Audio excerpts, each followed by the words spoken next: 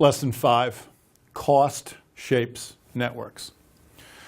Cost in English doesn't just refer to the money cost of something, but can also refer to the difficulty it takes to do something. Because it can be difficult to choose how to connect large networks of people, the cost of maintaining a connection shapes how the network gets connected. Here are two drawings of networks. Each of them have 10 people in them, but you can see that they're connected very differently. This group takes 45 links to be connected because the central fact of this group is that everyone is connected directly to everyone else. This group is connected hierarchically. You can think of this as a boss and some vice presidents and some workers. This group only has 9 connections to hold 10 people together. It's a very sparse network. Neither of these kinds of network is better than the other. There is no obvious perfect connection. However, each of these kinds of networks has a particular set of advantages and disadvantages. The advantage of this network is that everyone's talking to everyone else. Everyone knows what's going on. You can think of this like a sports team. If you're on a soccer field, it's a good idea for everyone to be aware of where their teammates are and where the ball is.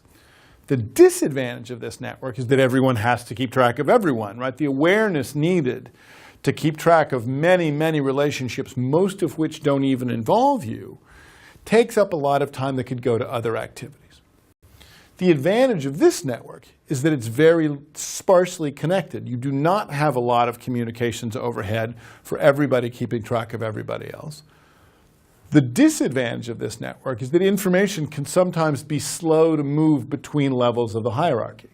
You see this in business all the time, where the boss knows things that he or she thinks the workers should know, but they don't actually know it.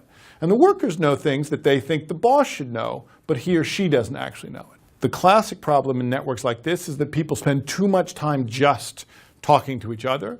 The classic problem in networks like this is that information doesn't move quickly enough or widely enough throughout the network. These two different shapes are both reactions to the trade-off between the cost of maintaining a link between two people and the need for a group to get its work done or to do what that group is gathered to do. This looks more like social groups. This looks more like businesses. And again, the trade-off here isn't that this one is good and that one is bad, or that this one is good and that one is bad. The trade-off here is if you pick a sparsely connected network, you have to manage the information flow more carefully. And if you pick a densely connected network, you just expect more people to spend more of their time in conversation with one another. There are groups for which this is good and this is bad. There are groups for which this is good and this is bad.